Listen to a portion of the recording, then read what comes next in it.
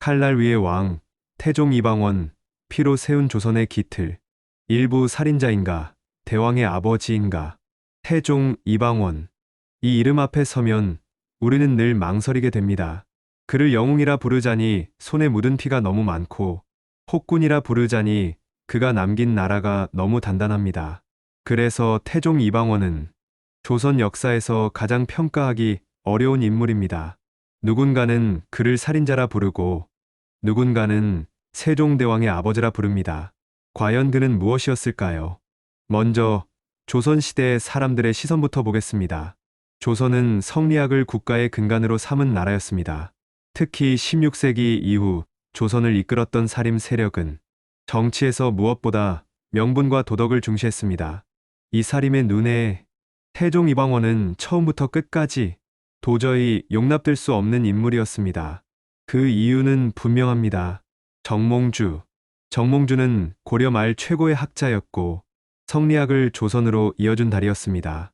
사림에게 정몽주는 단순한 정치인이 아니라 학문의 뿌리였고 정신적 스승이었습니다. 그 정몽주를 누가 죽였습니까? 선주교에서 사람들이 보는 대낮에 칼로 내리쳐 죽인 인물, 이방원이었습니다. 그래서 사림의 역사에서 태종은 태종이 아니었습니다. 그저 방원이었습니다. 왕에게 붙여야 할 묘조차 쉽게 허락되지 않은 왕. 조선 대국을 반대했던 온건파 사대부들의 후예들 역시 마찬가지였습니다. 그들에게 태종은 왕조를 연 건국 군주가 아니라 고려를 무너뜨린 폭력의 상징이었습니다. 그래서 태종은 조선 500년 동안 대왕이라는 호칭을 거의 듣지 못합니다. 아이러니하지요. 나라를 만든 왕이 나라에서 가장 인정받지 못한 왕이라니. 그런데 시간이 흐릅니다. 사람들의 시선이 조금씩 달라지기 시작합니다.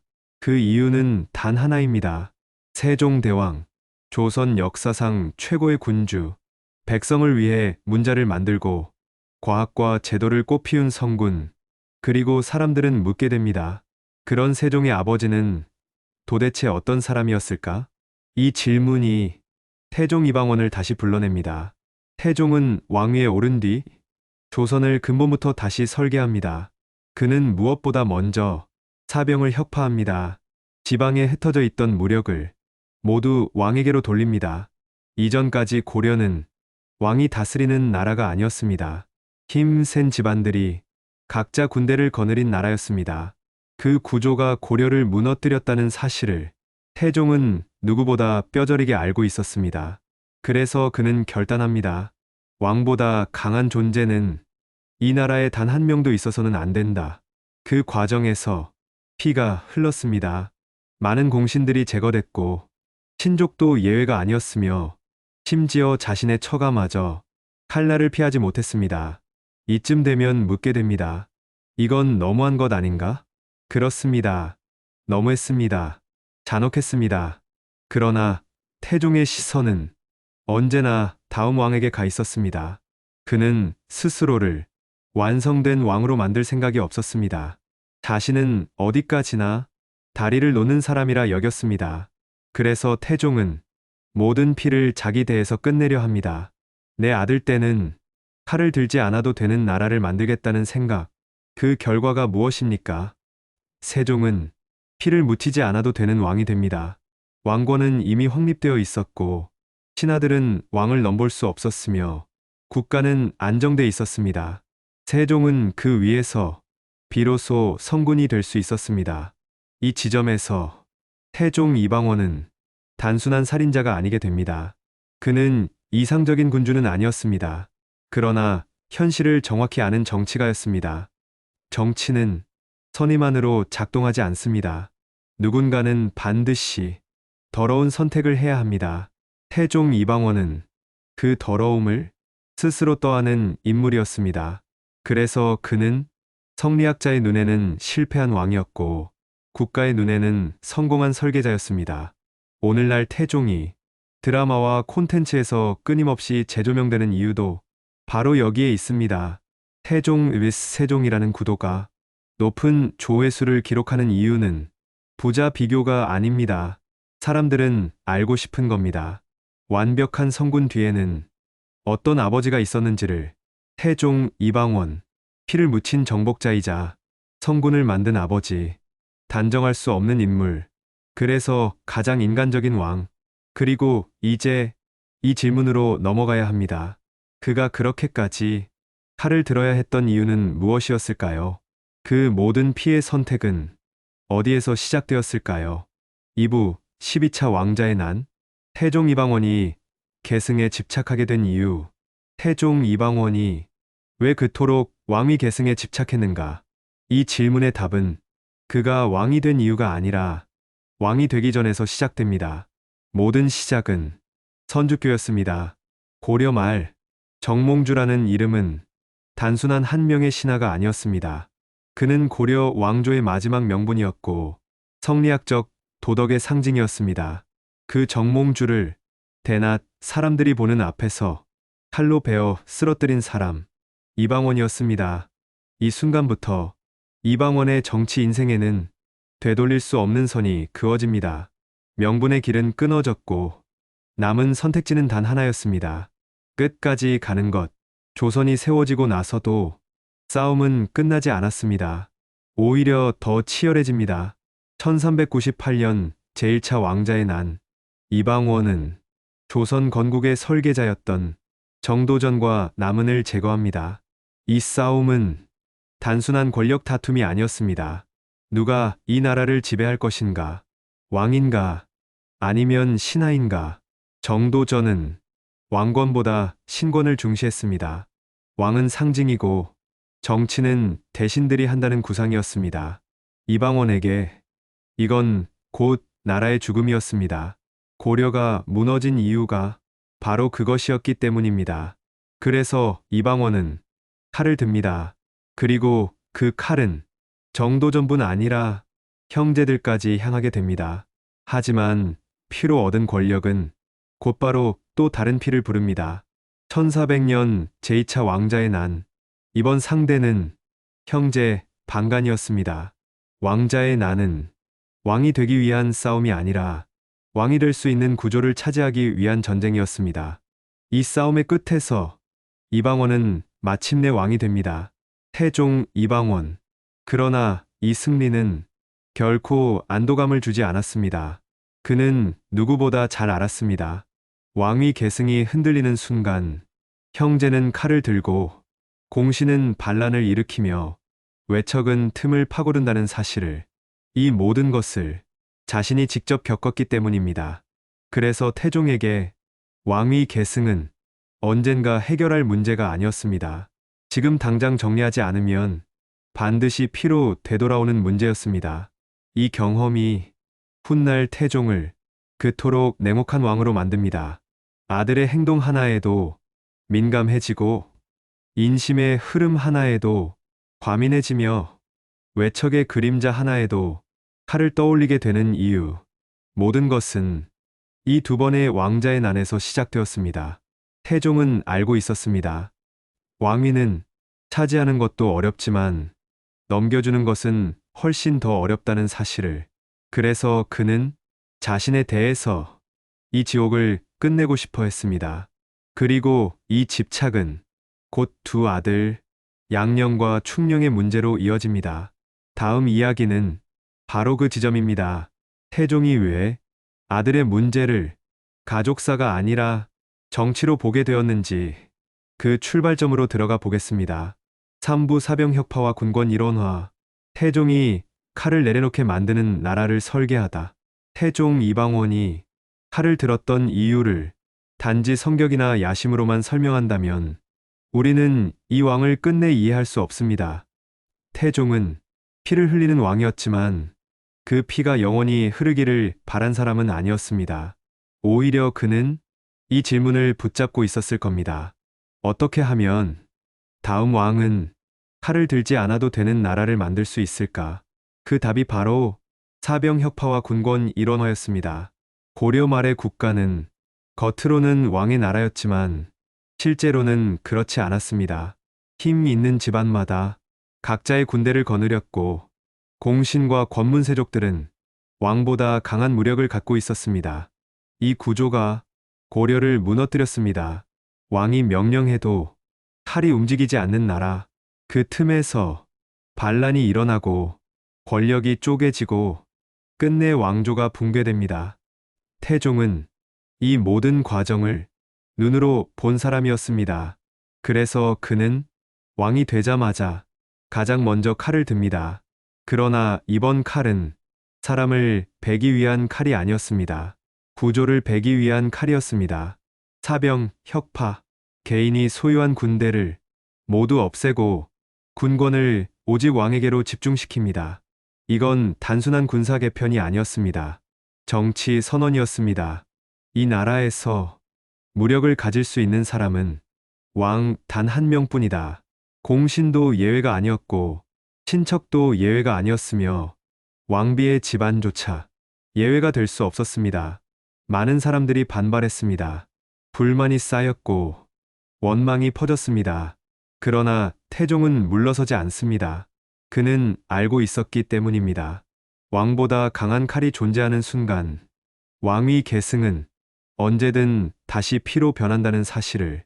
이와 함께 태종은 군권과 행정을 분리합니다.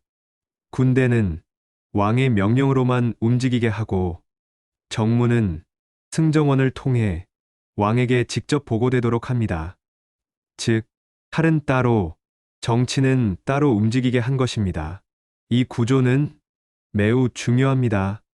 왕이 군대를 사적으로 쓰지 못하게 하면서도 그 군대의 최종 통제권은 오직 왕에게만 남겨둡니다. 강하지만 제한된 왕권.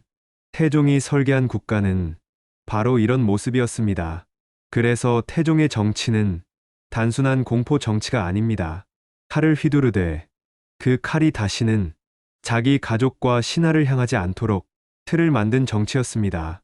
이제 태종은 한 발 더 나아갑니다. 군권을 정리했으니 다음은 사람의 문제입니다. 군대가 하나로 모이면 그 다음으로 위험해지는 존재는 누구일까요? 바로 외척입니다. 왕의 장인, 왕비의 집안, 칼이 아니라 피로 연결된 권력. 태종은 이제 또 다른 위험을 마주하게 됩니다.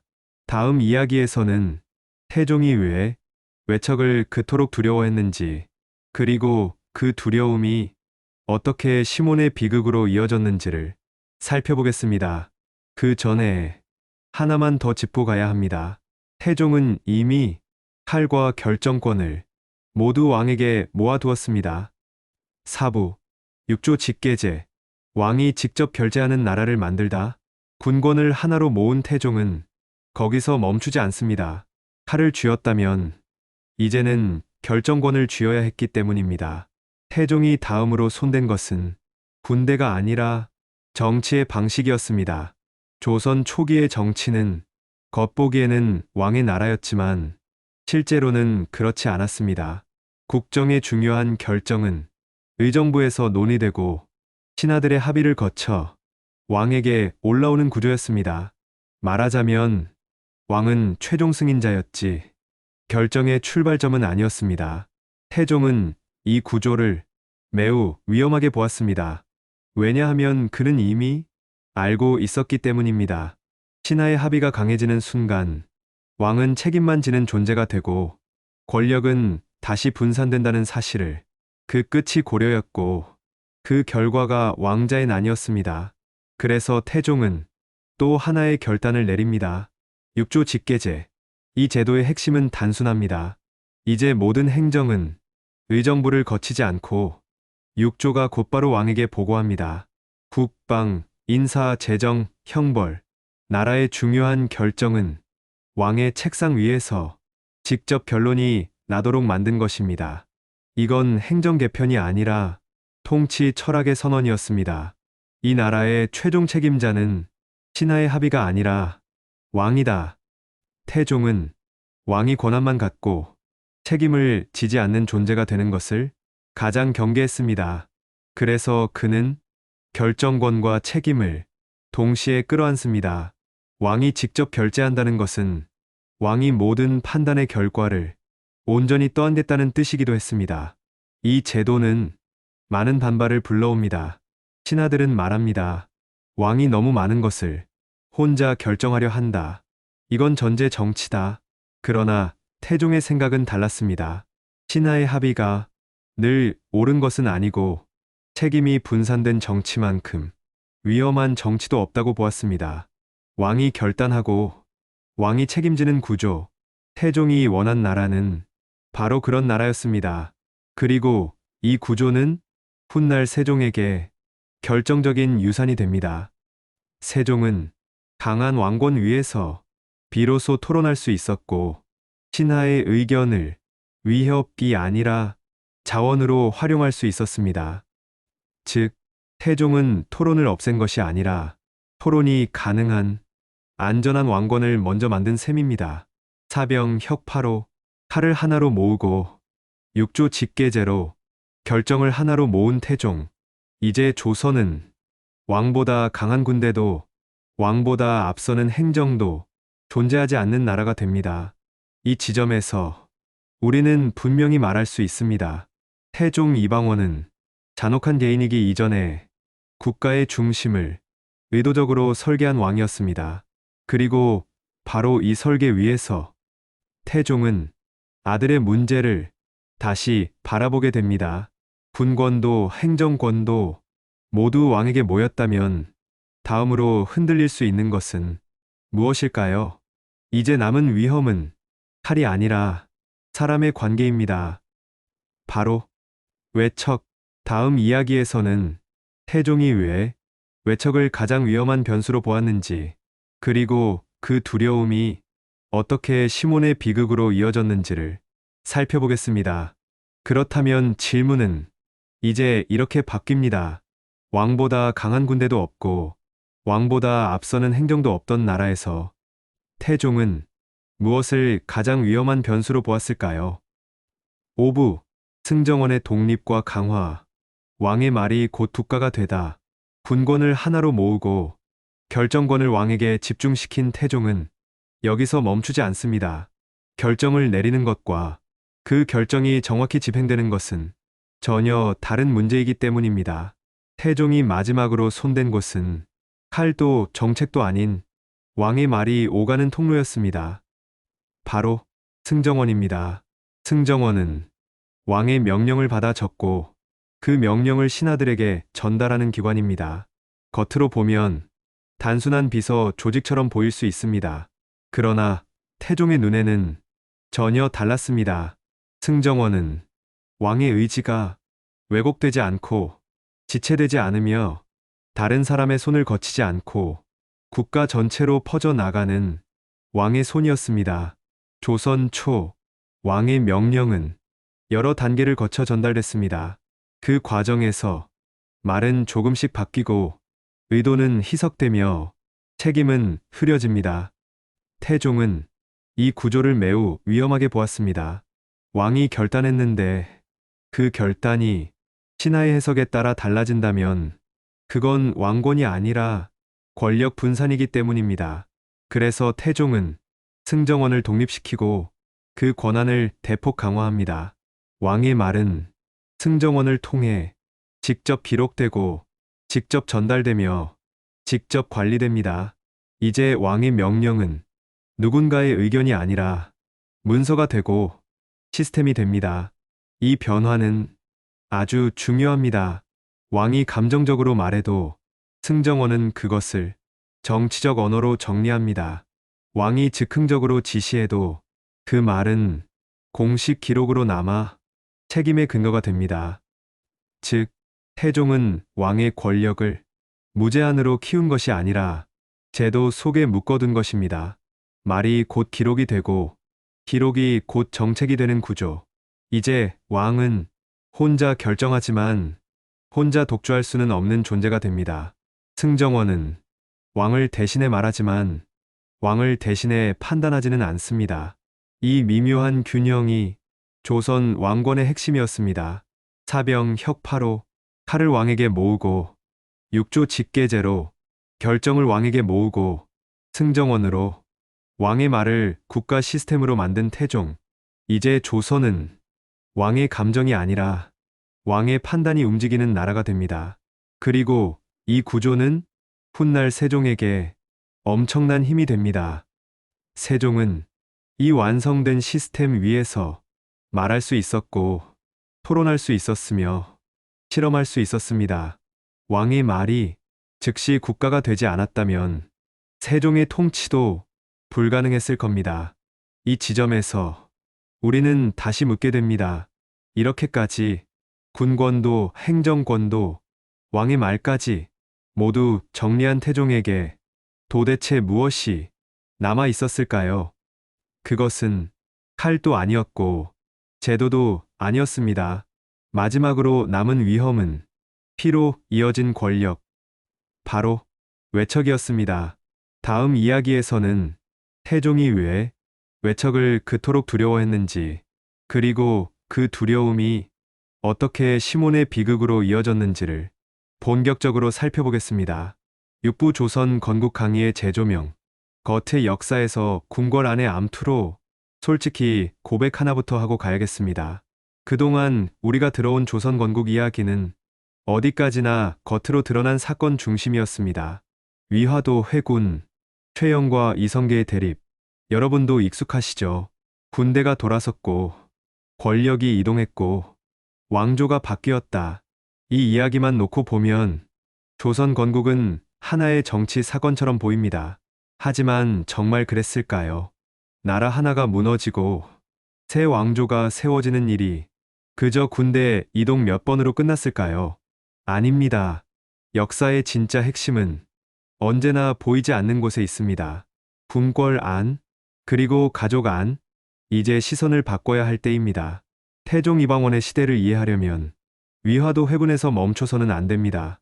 오히려 질문은 그 다음에서 시작돼야 합니다. 이방원은 왜 그토록 잔혹해질 수밖에 없었는가? 그 답은 왕좌 그 자체가 아니라 왕좌를 물려주는 방식에 있습니다. 태종은 누구보다 왕권의 불안정이 어떤 비극을 낳는지 몸으로 겪은 인물이었습니다. 형제와 싸웠고 공신을 죽였고 스승을 배웠습니다. 그 모든 싸움의 끝에 그는 왕이 되었습니다. 그렇다면 태종의 관심은 자연스럽게 한 곳으로 향합니다. 내 뒤에는 누가 왕이 될 것인가? 여기서부터 조선 왕조의 진짜 드라마가 시작됩니다. 태종에게는 아들이 많았습니다. 하지만 문제는 단순히 아들의 숫자가 아니었습니다. 세자, 양녕대군, 그리고 셋째 아들 충녕대군. 두 아들은 너무나도 달랐습니다. 양녕은 자유로웠고 충녕은 절제되어 있었습니다. 양녕은 규범을 벗어났고 충녕은 규범 그 자체였습니다. 이 차이는 단순한 성격 차이가 아니었습니다. 궁궐 안에서는 곧바로 정치 문제가 됩니다. 왜냐하면 조선은 왕의 사적인 선택조차 정치가 되는 나라였기 때문입니다. 세자의 행동 하나, 말 한마디, 사소한 일탈 하나가 곧 왕조의 미래로 연결됩니다. 태종은 알고 있었습니다. 왕권이 흔들리는 순간 외척이 개입하고 신하들이 갈라지고 나라는 다시 피바람에 휩싸인다는 사실을. 그래서 태종은 아들의 문제를 가족 문제로 두지 않습니다. 철저히 정치 문제로 봅니다. 그리고 이 지점에서 우리는 외면해왔던 또 하나의 주제를 마주하게 됩니다. 외척, 왕의 장인, 왕비의 집안. 조선 역사에서 외척은 언제나 위험한 존재였습니다. 태종 자신이 바로 그 위험 속에서 왕이 된 인물입니다. 그렇다면 태종은 같은 비극을 아들에게 물려줄 수 있었을까요? 없었습니다. 그래서 그는 결심합니다. 아들의 왕위 계승 과정에서 조금이라도 위험한 요소는 모두 제거하겠다는 결심. 이 결심은 곧 피로 이어집니다. 여기서부터 조선 건국의 진짜 완성 과정, 궁궐 안의 암투가 시작됩니다. 이제 더 이상 전쟁 이야기만으로는 태종 시대를 설명할 수 없습니다. 이제 우리가 봐야 할 것은 칼이 아니라 사람의 마음입니다. 형제 사이의 긴장, 아버지의 계산, 신하들의 눈치, 그리고 외척의 그림자, 조선 왕조는 이 모든 것이 얽힌 채 비로소 완성됩니다. 그래서 이 이야기는 단순한 왕위 계승사가 아닙니다. 한 아버지가 자신의 아들을 왕으로 만들기 위해 어디까지 갈 수 있었는가에 대한 이야기입니다. 이제 다음 이야기에서는 그 갈등의 한복판으로 들어가 보겠습니다.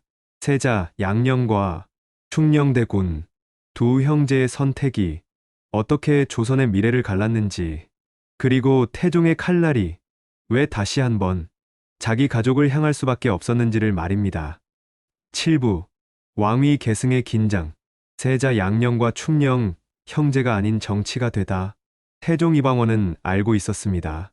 왕위에 오르는 것보다 왕위를 물려주는 일이 훨씬 더 어렵다는 사실을 말입니다. 그는 피를 흘려 왕이 되었습니다.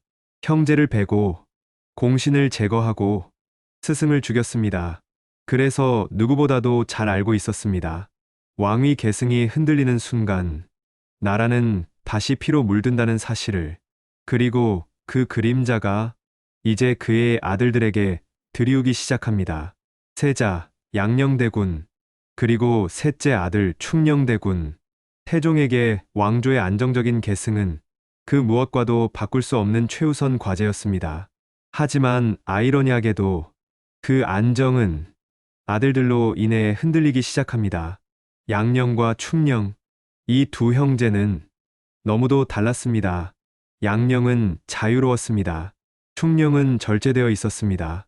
양녕은 규범을 벗어났고 충녕은 규범 그 자체처럼 보였습니다. 이 차이는 단순한 성격 차이가 아니었습니다. 조선이라는 나라에서는 곧바로 정치적 문제가 됩니다.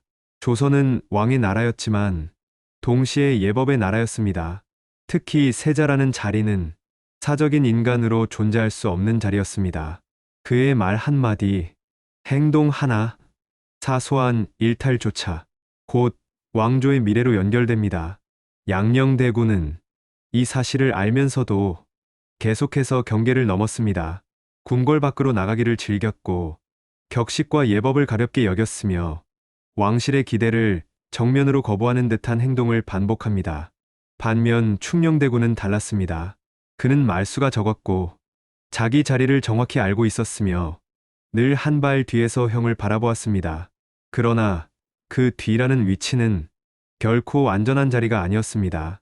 궁궐 안에서는 늘 비교가 시작되기 마련입니다. 누가 더 왕다운가? 충녕은 자연스럽게 사람들의 마음을 끌어당깁니다. 총명했고 말과 행동에 절도가 있었으며 무엇보다도 안정적인 왕의 이미지에 가까웠습니다. 이것이 문제였습니다. 태종의 눈에는 이 모든 것이 위험의 신호로 보였습니다. 왜냐하면 태종은 바로 이런 상황에서 왕자들의 싸움이 시작된다는 사실을 몸으로 겪은 인물이기 때문입니다. 아버지 이성계 아래에서 형제들은 서로를 견제했고 결국 칼을 들었습니다. 태종은 같은 비극을 다시 보고 싶지 않았습니다. 그러나 역사는 아이러니하게도 비슷한 길을 되풀이하려 합니다. 양녕의 일탈이 반복될수록 충녕을 향한 신하들의 시선은 점점 더 모이기 시작합니다. 궁궐 안에서 사람들은 말합니다. 충녕대군이야말로 왕의 기질을 지녔다. 이 말은 칭찬처럼 들리지만 사실상 정치적 선언에 가깝습니다. 왕위 계승 문제에서 능력 있는 차선은 곧 위험한 존재가 됩니다. 태종은 이 점을 누구보다 잘 알고 있었습니다. 그래서 이 형제의 갈등은 단순한 감정의 문제가 아니었습니다. 정치 세력의 암투로 빠르게 번져갑니다. 양녕을 지지하는 세력, 충녕을 기대하는 세력, 표면적으로는 아무 일도 없는 듯 보이지만 궁궐 안에서는 보이지 않는 긴장이 쌓여갑니다. 더 큰 문제는 이 두 형제가 아버지의 숙청을 보며 자랐다는 사실입니다. 태종은 왕권을 위해 외척을 배웠고 공신을 제거했습니다. 아들들은 그 모든 과정을 바로 곁에서 지켜봤습니다. 왕이 되기 위해서는 무엇을 해야 하는지, 왕이 되기 위해서는 어디까지 갈 수 있는지 형제들은 이미 알고 있었습니다. 그래서 이 대립은 결코 순수할 수 없었습니다. 형의 일탈은 단순한 방황이 아니었고 동생의 모범은 순수한 효심만은 아니었습니다. 궁궐이라는 공간은 사람의 마음을 정치로 바꿔놓는 곳입니다. 태종은 이 흐름을 감지합니다. 그리고 고민합니다. 과연 나는 누구에게 왕좌를 맡길 것인가? 이 질문은 곧 더 냉혹한 질문으로 이어집니다. 왕이 되지 못할 아들은 어디까지 보호할 수 있는가? 이 지점에서 왕위 계승 문제는 피할 수 없는 갈림길로 접어듭니다. 양령과 충령, 한쪽은 세자라는 이름으로 불안해지고 다른 한쪽은 세자가 아님에도 점점 더 세자처럼 보이기 시작합니다. 이 긴장은 이제 걷잡을 수 없게 됩니다.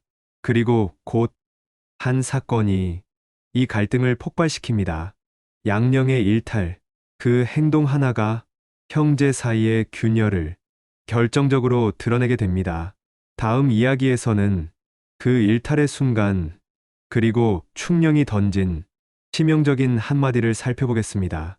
형제를 향한 직언, 그리고 세자의 자격을 묻는 질문, 조선 왕조의 운명을 바꾸는 궁궐 안의 말 한마디, 그 이야기로 이어가겠습니다.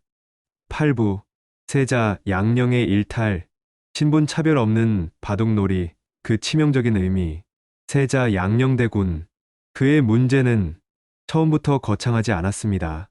반역을 꾀한 것도 아니었고 칼을 든 것도 아니었습니다. 그저 궁궐 밖으로 나갔을 뿐입니다. 그리고 바둑을 두었을 뿐입니다.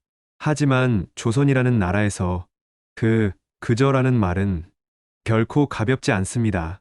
조선은 신분의 나라였습니다. 질서의 나라였고 예법의 나라였습니다. 특히 세자라는 자리는 사적인 인간으로 존재할 수 없는 자리였습니다. 세자는 개인이 아니라 미래의 왕이었고 왕조 그 자체였습니다. 그런데 양령대군은 그 자리를 스스로 내려놓는 듯한 행동을 보이기 시작합니다. 궁궐 안이 아니라 궁궐 밖으로 나갔습니다. 그리고 그곳에서 동네 허들에 일하는 사람들, 즉 신분이 낮은 이들과 함께 바둑판을 펼칩니다. 겉으로 보면 어떻게 보일 수 있을까요? 신분 차별이 없는 세자, 백성과 어울리는 열린 왕자. 오늘날의 감각으로 보면 오히려 미담처럼 들릴 수도 있습니다. 그러나 조선의 기준은 전혀 달랐습니다. 당시 조선 사회에서 신분은 단순한 차이가 아니었습니다. 질서였고 우주였고 정치의 근간이었습니다. 그 질서를 지키는 상징이 바로 왕실이었고 그 왕실의 중심에 있어야 할 존재가 바로 세자였습니다. 그런 세자가 궁궐 밖에서 소인배라 불리던 이들과 노름처럼 여겨질 수 있는 바둑을 둔다.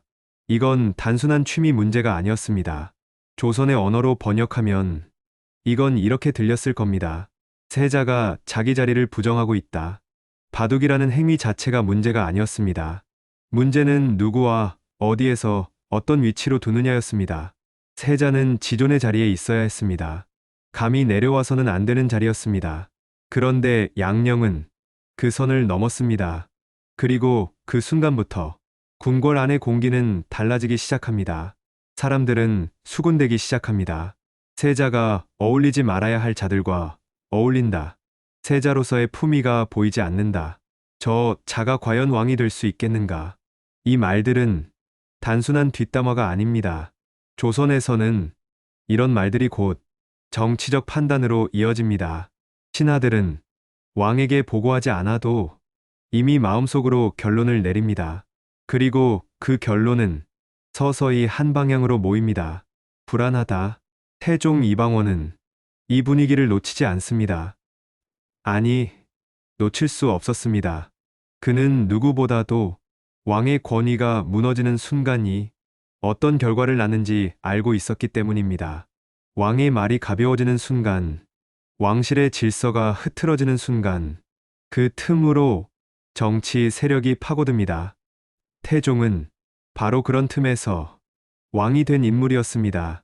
그래서 양령의 행동은 아버지의 눈에 단순한 일탈이 아니라 위험한 신호로 보입니다. 저 아이는 왕이 되면 안 된다. 아직 공식적으로 이 말이 나오지는 않았습니다.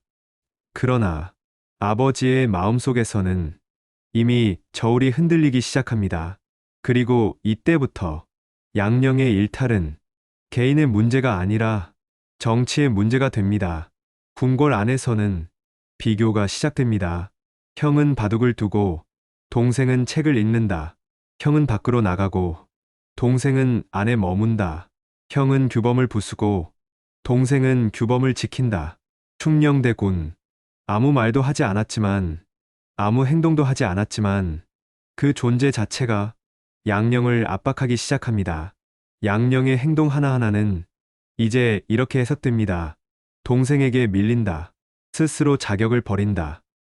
양령은 그 시선을 느꼈을 겁니다. 그리고 어쩌면 일부러 더 경계를 넘었을지도 모릅니다. 왕이 될 마음이 없다는 식의 무언의 저항, 혹은 이렇게까지 해도 아버지가 나를 버릴 수 있겠느냐는 시험이었을지도 모릅니다. 그러나 태종은 시험에 응답하는 사람이 아니었습니다. 그는 결과로 말하는 사람이었습니다. 양령의 바둑은 궁궐 안팎의 인심을 빠르게 잃게 만듭니다. 백성의 문제가 아니라 신하들의 문제가 됩니다.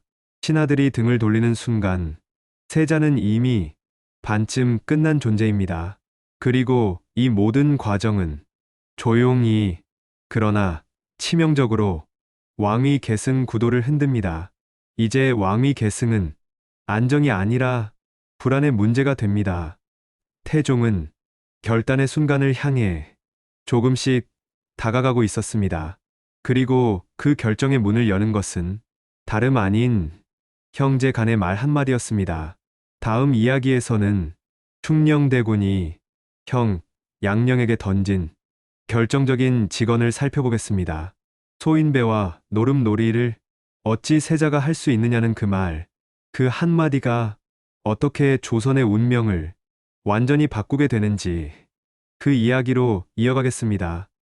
9부 충령의 직언, 소인배 노름과 세자의 자격, 말 한마디가 나라의 운명을 바꾸는 순간이 있습니다.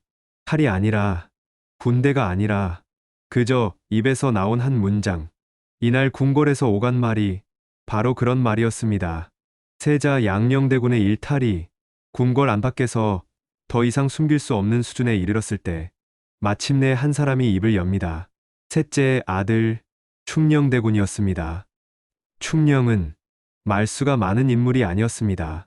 앞에 나서기를 좋아하지도 않았고 형을 공개적으로 비판하는 성격도 아니었습니다.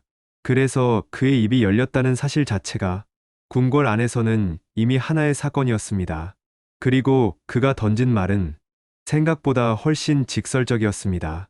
세자는 지존의 자로 있으면서 어찌 아래 하찮은 소인배와 노름놀이를 합니까? 이 말은 부드러운 충고가 아니었습니다. 형제 간의 타이름도 아니었고 사적인 훈계도 아니었습니다. 이건 정면 공격이었습니다. 조선 사회에서 지존의 자리라는 말은 단순한 표현이 아닙니다. 그건 곧 왕이 될 존재, 왕조를 대표할 존재라는 선언이었습니다. 그리고 소인배, 노름놀이라는 표현은 세자의 행동을 도덕적 일탈이 아니라 자격 상실의 문제로 끌어내리는 말이었습니다. 충령은 말합니다. 세자는 백성과 어울리는 존재가 아니라 백성을 위해 두고 질서를 세우는 존재여야 한다. 세자는 자유를 누리는 사람이 아니라 자유를 스스로 제한하는 사람이어야 한다. 이 논리는 철저히 성리학적이었고 조선 왕실의 기준에 정확히 들어맞는 논리였습니다. 이 말이 왜 위험했을까요? 이 말은 양령 개인을 비판하는 데서 끝나지 않았기 때문입니다. 이건 당신은 세자가 될 자격이 없다는 공개 선언이었습니다. 형제 사이에서 나온 말이지만 궁궐에서는 이렇게 들렸을 겁니다. 왕위 계승에 문제가 있다. 이 순간부터 형제의 갈등은 되돌릴 수 없는 정치의 영역으로 넘어갑니다. 양령대군은 이 말을 어떻게 들었을까요? 자신의 행동을 걱정하는 동생의 충고로 들었을까요? 아닙니다. 양령에게 이 말은 분명한 도전이었습니다. 세자의 자리를 정면으로 흔드는 말이었고 자신을 향한 도덕적 단죄였습니다. 그리고 무엇보다 자존심을 건드리는 말이었습니다. 세자는 태어날 때부터 세자였습니다. 왕이 될 것이라는 전제로 살아온 인물이었습니다. 그런데 동생이, 아직 왕도 아닌 동생이 자신에게 자격을 묻는다. 이건 받아들이기 어려운 말이었을 겁니다. 그러나 이 장면의 진짜 무서움은 양령의 반응이 아니라 주변의 반응이었습니다. 궁궐 안의 신하들은 이 대화를 가만히 흘려듣지 않았습니다. 그들은 충령의 말을 기억했습니다. 그리고 그 말이 자기들이 생각하던 것과 너무나도 닮아 있다는 사실을 깨닫기 시작합니다. 그래, 세자는 지존의 자리다. 저 자리는 저렇게 가벼워서는 안 된다. 충령의 말은 신하들의 마음속에 이미 존재하던 의문을 입 밖으로 꺼내준 말이었습니다. 그래서 이 직언은 순식간에 퍼집니다.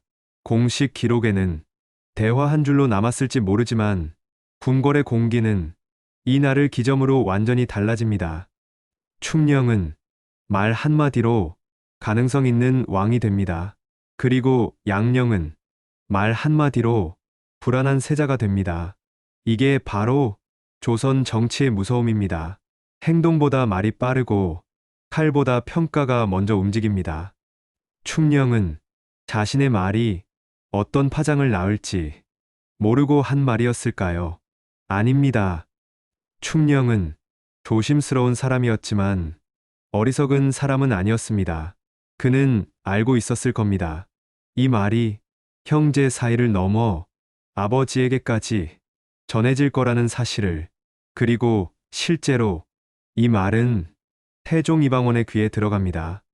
태종은 아들의 입에서 나온 이 말을 그냥 넘길 수 없었습니다. 왜냐하면 이 말은 태종 자신이 평생 붙들고 있던 질문과 너무 닮아 있었기 때문입니다. 왕은 어떤 자격을 가져야 하는가? 태종은 자신이 왕이 될 자격이 있었는지를 평생 증명하며 살아온 인물이었습니다. 그래서 그는 아들에게도 같은 질문을 던질 수밖에 없었습니다. 충령의 직언은 태종에게 결정을 재촉하는 신호였습니다.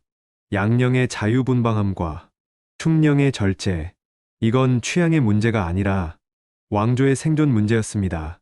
그 순간부터 궁궐의 인심은 눈에 띄게 움직이기 시작합니다. 아무도 대놓고 말하지 않지만 모두가 느끼는 방향은 하나였습니다. 충령이 더 왕답다. 이건 아직 공식적인 선택이 아니었습니다. 그러나 조선 정치에서 공식보다 무서운 것은 분위기였습니다. 그리고 그 분위기를 만든 사람이 바로 충령이었습니다. 말 한마디로 세자의 자격을 묻고 형제의 위치를 바꾸고 왕조의 시계를 흔든 순간 이제 남은 것은 양령의 반응이었습니다. 다음 이야기에서는 충령의 직언에 대한 양령대군의 냉소적인 대답, 관음점에 가서 잠이나 자라, 그 말이 왜 결정적인 균열이 되었는지, 그 순간부터 왕위 계승이 되돌릴 수 없는 길로 들어섰는지를 살펴보겠습니다. 10부 양령의 냉소적 답변. 관음점에 가서 잠이나 자라. 말은 짧았습니다. 그러나 그 여파는 길었습니다. 충령대군의 직언이 궁궐 안의 공기를 바꾸던 그 순간 세자 양령대군은 한마디로 응답합니다. 너는 관음점에 가서 잠이나 자라. 나한테 뭐라고 하지 말고 가서 잠이나 자라. 이 말은 해명도 아니었고 변명도 아니었습니다. 대화 자체를 거부하는 말이었고 논의 자체를 끝내는 말이었습니다. 그리고 무엇보다 비웃음이 담긴 말이었습니다. 관음점, 불교적 공간이자 속세와 떨어진 장소, 그곳에 가서 잠이나 자라는 말은 이렇게 들렸을 겁니다. 현실도 모르는 내가 뭘 안다고 왕의 자격을 논하느냐. 이건 단순한 형제 싸움이 아니었습니다. 양령은 충령의 말을 충고로 받아들이지 않았습니다. 그는 분명히 느꼈습니다. 이 말이 자신의 행동이 아니라 자신의 자리를 문제 삼고 있다는 사실을. 그래서 양령은 대답하지 않습니다. 설명하지 않고 설득하지도 않습니다. 그저 밀어냅니다. 이 순간 세자의 태도가 분명해집니다. 나는 바뀌지 않겠다. 나는 책임지지 않겠다. 그리고 무엇보다 중요한 메시지 하나. 나는 이 논쟁에 참여하지 않겠다. 조선 정치에서 이 태도는 치명적이었습니다. 왜냐하면 세자는 설명해야 하는 자리였기 때문입니다. 왕이 될 사람은 자신의 행동에 대해 항상 답해야 하는 존재였습니다. 침묵도, 회피도, 비웃음도 모두 정치적 선택이 됩니다. 양령의 이 대답은 궁궐 안에서 이렇게 해석되었을 겁니다. 세자는 자기 행동을 돌아볼 의지가 없다. 세자는 왕으로서의 부담을 견딜 생각이 없다. 그리고 이 해석은 순식간에 퍼집니다. 충령의 직언이 질문이었다면 양령의 냉소는 답변이었습니다. 그리고 그 답변은 많은 사람을 실망시키는 답이었습니다. 양령대군은 자유분방한 인물이었습니다. 하지만 이 장면에서 그의 자유는 개성이 아니라 무책임으로 보이기 시작합니다. 궁궐 안의 신하들은 이 장면을 잊지 않습니다. 형제 간의 말다툼이 아니라 왕위 계승자의 태도를 직접 목격했기 때문입니다. 충령은 왕의 기준으로 말했고 양령은 개인의 감정으로 응수했습니다. 이 차이는 너무도 분명했습니다. 이제 문제는 형제 사이가 아닙니다. 아버지, 태종 이방원입니다. 이 말은 반드시 태종의 귀에 들어갈 수밖에 없었습니다. 태종은 아들의 이 대답을 어떻게 들었을까요? 태종은 자신이 어떤 말로 형제들과 결별했는지를 기억하는 인물이었습니다. 그는 말 한마디로 편을 가르고 말 한마디로 목숨을 갈랐던 사람입니다. 그래서 태종은 아들의 말 속에서 단순한 반항이 아니라 태도의 문제를 봤을 겁니다. 왕이 될 사람은 비판을 피하지 않습니다. 왕은 말을 받아들이고 판단하고 책임지는 자리입니다. 그러나 양령은 그 자리를 거부하는 듯 보였습니다. 이 대답 이후 궁궐 안의 흐름은 되돌릴 수 없게 됩니다. 충령은 아무 말도 더 하지 않습니다. 그러나 그의 침묵은 이미 충분히 말하고 있었습니다. 반면 양령은 더 이상 해명하지 않습니다. 이 침묵과 냉소의 대비는 신하들의 마음을 결정적으로 움직입니다. 조선 정치에서 가장 무서운 것은 공식 결정이 아니라 공식 결정 이전의 공기입니다. 그리고 그 공기는 이날 이후 충령 쪽으로 기울기 시작합니다. 양령의 말은 자유를 선언한 말이었을지 모릅니다. 그러나 정치적으로는 책임을 내려놓는 말이었습니다. 이제 태종 앞에는 선택이 놓입니다. 행동을 고칠 의지가 없는 세자, 그리고 아무 말 없이도 왕의 기준을 충족시키는 아들. 이 선택은 단순한 부자 간의 문제가 아닙니다. 왕조의 문제였고 조선의 미래 문제였습니다. 양령의 냉소적 대답은 그 선택을 앞당기는 신호였습니다. 그리고 이 신호를 가장 먼저 잃은 사람이 바로 조정의 중신들이었습니다. 이제 시선은 한 사람에게로 이동합니다. 충령의 장인 시몬, 그리고 그를 주시하는 또 한 사람 박은. 다음 이야기에서는 충령에게 쏠린 인심을 누군가가 위험으로 판단한 순간, 그리고 그 판단이 어떻게 외척 숙청이라는 피해 결론으로 이어졌는지를 살펴보겠습니다. 11부 박은의 경고와 시몬의 방관. 인심은 언제 어떻게 죄가 되는가? 정치는 언제나 사람의 마음에서 시작됩니다. 칼이 먼저 움직이지 않습니다. 군대가 먼저 움직이지도 않습니다. 먼저 움직이는 것은 사람들의 시선입니다. 그리고 그 시선이 한 사람에게 모이기 시작할 때 정치는 이미 위험한 단계로 접어든 것입니다. 태종 이방원 시대, 바로 그 순간을 가장 먼저 감지한 사람이 있습니다. 조정의 핵심 재상, 박은이었습니다. 박은은 이방원의 개국 통지였고 태종의 정치 감각을 누구보다 잘 이해한 인물이었습니다. 그는 권력이 어디에서 흔들리는지를 본능적으로 아는 사람이었습니다. 그리고 그가 본 것은 군사도 반란도 아닌 인심이었습니다. 충녕대군, 셋째의 아들, 아직 세자가 아닌 왕자. 그러나 박은의 눈에는 이미 단순한 왕자가 아니었습니다. 사람들의 말이 조금씩 달라지고 있었습니다. 충녕대군은 다르다. 말이 조심스럽다. 행동에 허물이 없다. 이 말들은 칭찬처럼 들리지만 정치에서는 가장 위험한 말들입니다. 왜냐하면 왕위 계승이 정해지지 않은 상황에서 특정 인물에게 인심이 쏠린다는 것은 곧 편이 갈리기 시작했다는 뜻이기 때문입니다. 박은은 이 흐름을 결코 가볍게 보지 않았습니다. 그는 알고 있었습니다. 이 인심이 계속 쌓이면 결국 세자를 흔들고 왕권을 흔들고 나라 전체를 흔들 수 있다는 사실을. 그래서 박은은 직접 움직입니다. 그가 찾아간 사람은 충녕대군 본인이 아니었습니다. 충녕의 장인 시몬이었습니다. 이 선택에는 분명한 이유가 있었습니다. 왕자에게 직접 경고하는 것은 곧 정치적 도발이 될 수 있습니다. 그러나 외척, 즉 장인은 다릅니다. 장인은 왕자와 왕 사이를 연결하는 인물이며 동시에 가장 위험한 위치에 있는 존재입니다. 박은은 시몬에게 분명히 말합니다. 충녕대군에게 사람들의 마음이 어지러이 쏠리고 있다. 이 말은 단순한 관찰이 아니었습니다. 경고였습니다. 그리고 이어지는 말은 더 노골적이었습니다. 그 스스로 충녕에게 처신할 바를 알게 하라. 지금의 말로 바꾸면 이런 뜻입니다. 내 사위, 지금 너무 눈에 띈다. 이대로 가면 문제가 된다. 박은은 시몬 일가가 권력을 탐한다고 단정하지 않았습니다. 그러나 그는 정치가 어떻게 오해로 움직이는지를 너무도 잘 알고 있었습니다. 외척이 아무 의도가 없어도 사람들의 눈에 권력을 노리는 집안으로 보이는 순간 그 자체가 죄가 됩니다.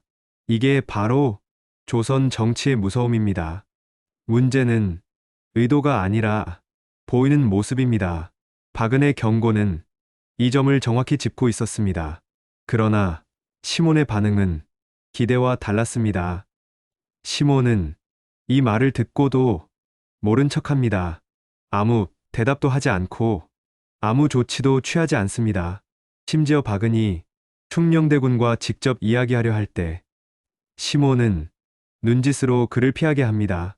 이 장면은 아주 중요합니다. 이건 단순한 방관이 아닙니다. 정치적 선택입니다.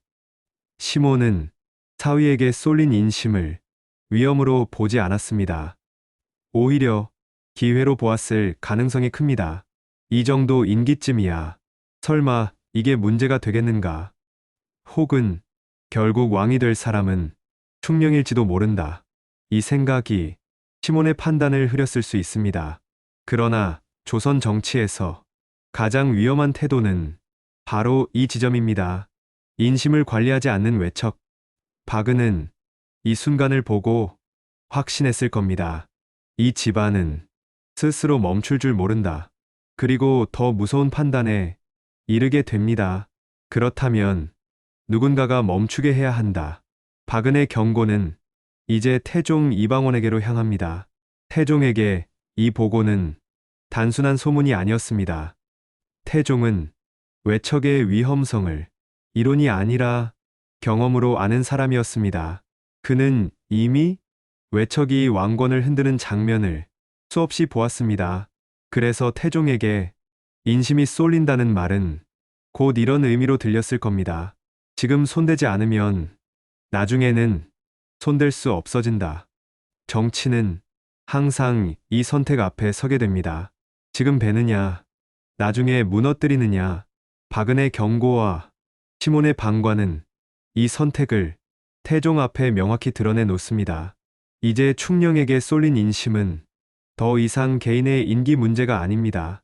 왕권의 문제, 왕조의 문제, 그리고 피로 해결해야 할 문제로 바뀌어 가고 있었습니다. 그리고 이 흐름은 되돌릴 수 없게 됩니다.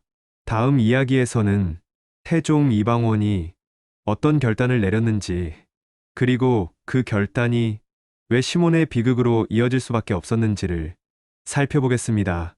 아버지가 아들의 왕좌를 지키기 위해 어디까지 갈 수 있는지 그 마지막 이야기로 들어가겠습니다. 12부 태종의 칼날과 시몬의 비극, 후손에게 남겨진 저주. 결국 정치는 마지막 선택의 문제로 귀결됩니다. 망설일 것인가, 베어낼 것인가. 태종 이방원은 이 질문 앞에서 한 번도 물러난 적이 없는 인물이었습니다. 그리고 이번에도 마찬가지였습니다. 충녕대군에게 쏠린 인심, 외척의 그림자, 시몬의 방관. 이 모든 보고는 결국 한 사람의 입에서 하나의 결론으로 정리됩니다. 박은 조정의 핵심 재상, 태종 정치의 방향을 누구보다 잘 아는 인물. 박은은 더 이상 경고로는 부족하다고 판단합니다. 이제는 결단의 시간이 왔다고 보았습니다. 그가 태종 이방원에게 조심스럽지만 분명하게 꺼낸 말은 이것이었을 겁니다. 지금 손대지 않으면 훗날 더 큰 피를 부르게 됩니다. 박은이 지적한 대상은 충녕대군 본인이 아니었습니다. 시몬, 충녕대군의 장인, 외척의 중심이 될 수 있는 인물. 문제는 시몬이 무엇을 했느냐가 아니었습니다. 정치에서 더 무서운 것은 무엇을 했느냐가 아니라 무엇으로 보이느냐입니다. 시몬은 사위에게 쏠린 인심을 관리하지 않았고 차단하지도 않았으며 오히려 방관했습니다. 이 방관은 정치의 언어로 번역되면 이렇게 들립니다. 외척이 권력을 의식하고 있다. 태종에게 이 신호는 절대 가볍지 않았습니다. 태종은 외척의 위험을 누구보다 잘 아는 사람이었습니다. 그는 고려 말의 혼란을 보았고 조선 초의 권력 투쟁을 겪었으며 자신의 왕위가 어떤 갈등 위에 세워졌는지를 뼛속까지 알고 있었습니다. 그래서 태종에게 이 문제는 시몬 개인의 문제가 아니었습니다. 아들의 왕위, 조선 왕조의 미래, 이 두 가지를 동시에 지켜야 하는 문제였습니다. 태종은 알고 있었습니다. 충령이 왕이 되는 순간 외척은 자동으로 정치의 중심으로 끌려 들어온다는 사실을. 그때 가서 칼을 들면 이미 늦습니다. 왕이 된 아들이 장인을 베는 순간 왕권은 도덕적으로 무너집니다. 그래서 태종은 모든 피를 자기 대에서 끝내려 합니다. 아들이 아니라 아버지가 칼을 들겠다는 선택. 이것이 태종 이방원의 방식이었습니다. 그리고 그 선택의 끝에서 시몬은 숙청됩니다. 공식 기록은 차갑습니다. 정치적 죄, 왕명을 거역한 혐의, 권력 농단의 가능성. 그러나 이 모든 명분 뒤에는 단 하나의 이유가 있었습니다. 외척의 씨앗을 남기지 않겠다.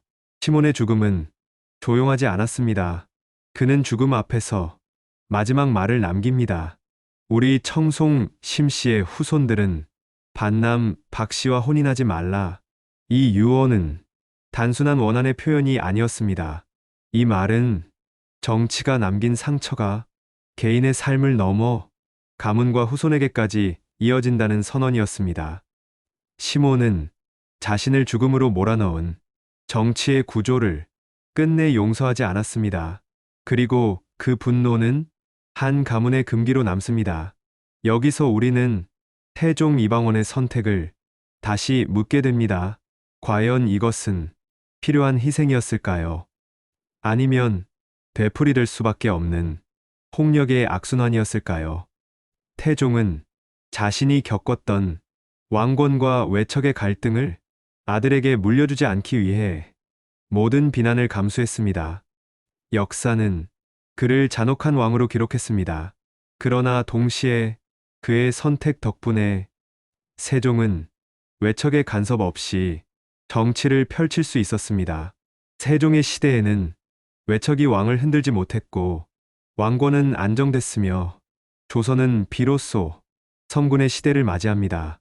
이 모든 기반 위에는 태종의 피가 깔려 있었습니다. 그래서 태종 이방원은 끝내 행복한 승리자가 아닙니다. 그는 모든 것을 지켰지만 아무것도 남기지 못한 사람입니다.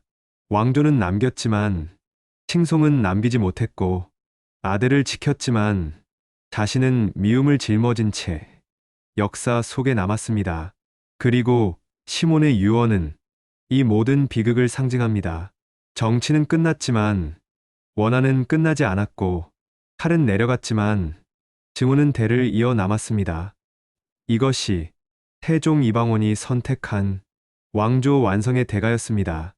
피로 나라를 세우고 피로 나라를 안정시킨 왕, 그리고 그 피가 후손의 기억 속에 저주처럼 남은 이야기. 이것이 태종 이방원 시대의 마지막 장면입니다. 태종 이방원. 그는 끝내 성군으로 불리지 못했습니다.